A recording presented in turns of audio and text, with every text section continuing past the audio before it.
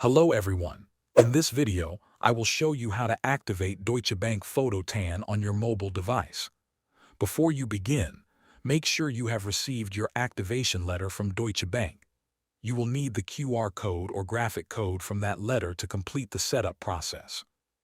First, download and install the Deutsche Bank photoTAN app from the App Store or Google Play Store. Once the installation is complete, open the app on your device. Next, follow the instructions shown on the screen to start the activation. Take your activation letter and find the QR code or graphic code provided by Deutsche Bank. Use the photoTAN app to scan the code. Hold your device steady and make sure the entire code is visible so it can be recognized properly. After the scan is successful, you will be asked to create a personal PIN.